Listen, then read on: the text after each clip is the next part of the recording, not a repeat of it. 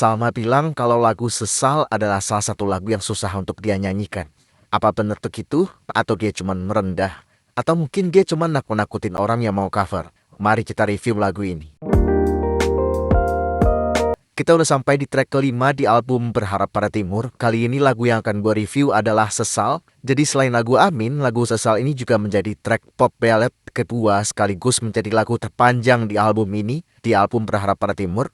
Durasinya hampir 5 menit dan kita langsung ke struktur lagunya ya. Dan sedikit pembahasan lirik. Nggak heran lagu ini durasinya panjang karena ada 3 verse, 4 kali pengulangan chorus, ada bridge dan ada coda. Lagu ini ditulis oleh Salma sendiri, dibantu sama Widya Ayu dan Bimantoro. Jadi buat fans yang udah lama minta Salma rilis lagu ballad, ya inilah dia gitu loh. Dia bikin langsung, dia yang tulis sendiri untuk fans, walaupun balladnya tetap versi Salma ya. Dari segi lirik, ini tipenya bercerita, semua penyampaian maknanya jelas, dan judulnya secara harfiah merangkum isi liriknya. Secara pemahaman umum, lagu ini bercerita tentang rasa bersalah dan rasa kehilangan di saat bersamaan, dan semua ingatan itu muncul kembali sehingga itu diceritakan di lagu ini. Jadi ini real ballad ya, bukan hanya musiknya tapi juga liriknya. Yang menarik walaupun ini lagunya tentang rasa sedih, rasa kehilangan, tapi masih tersisip unsur romantisme. Terutama di bagian lirik, sungguh ini terlalu berat, aku tak sekuat itu sayang. Dan pada lirik lain, kata ini memang terkesan berlebihan, tapi kamu sebenar-benarnya cinta yang ada. Kalau kata Salma, itu tentang fase putus dalam sebuah hubungan percintaan ya. Sekarang kita lanjut ke aransemen. Lagu ini dibuka dengan bebunyian keyboard khas pop tahun 80-an hingga awal 90-an yang dikasih sedikit grande aksen di situ. Verse satunya kerasa tenang banget, hanya notasi keyboard dan suara Salma. Jadi di bagian awal pikiran kita udah langsung diajak melayang-layang ya. Masuk ke verse 2, dikasih ketukan apolekeo di situ. Apolekeo itu bahasa seni untuk finger snapping ya, atau jentikan jari. Di verse ketiga, bassnya masuk, drumnya juga. Dan gue suka pilihan sound drumnya yang pakai teknik cross stick di situ. Cross stick itu buat yang belum tahu, kalau bunyi drum biasa itu yang dipukul adalah snare-nya atau bagian tengah snare-nya. Nah ini yang dipukul adalah tepian snare-nya atau rim-nya. Jadi lingkaran besi yang mengelilingi bagian tengah snare-nya itu disebut rim ya. Kalau di jazz atau bossa nova itu biasanya juga disebut dengan istilah rim click. Kenapa gue suka pilihan cross stick di situ? Karena alur lagunya jadi soft, jadi lembut dan kesannya tidak terlalu terburu-buru. Jadi ini memberikan waktu yang cukup bagi ruang imaji pendengar untuk memvisualisasikan lirik dalam pikiran mereka. Di bagian bridge, sound drumnya dibikin kombinasi antara cross stick dan rim shot ya. Rim shot itu pukulan yang sekaligus dua-duanya gitu loh. Jadi rimnya dan snare-nya atau bulletan yang ditena itu dipukul berbarengan.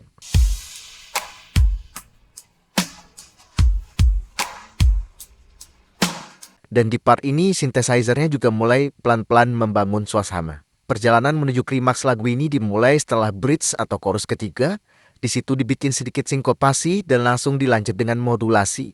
Dan gue suka di bagian awal koda itu juga dikasih lead gitar ya untuk ngisi di situ. Dan apakah benar lagu ini susah untuk dinyanyikan?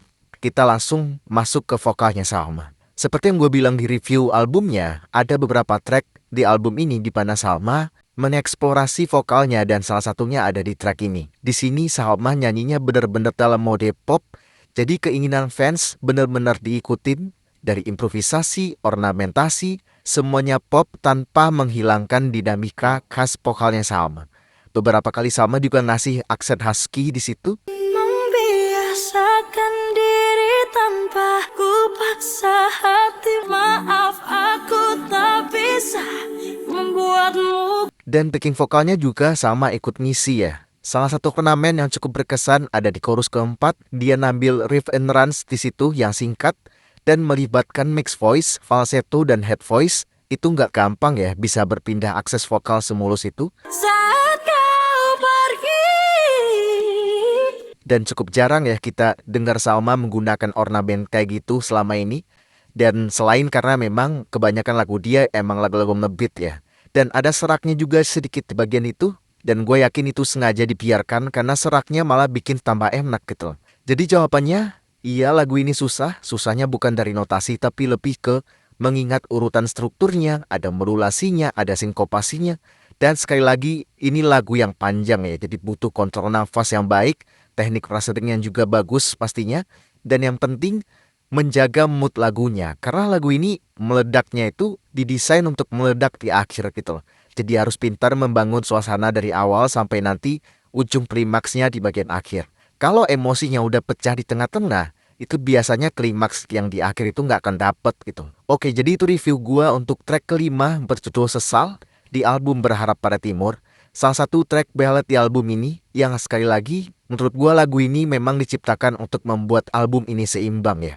Jadi mau ngedance, mau ngegroove, mau galau-galau dikit tetap bisa gitu loh. Secara sound juga lintas generasi, ada sentuhan pop klasiknya dan juga ada modernnya. Oke, jadi next kita akan lanjut ke track ke-6. Dan seperti biasa buat teman-teman yang berkenan untuk mendukung atau mengapresiasi konten-konten gua, bisa dengan mengirimkan donasi melalui link yang ada di profil, karena itu akan sangat membantu gua sebagai konten kreator.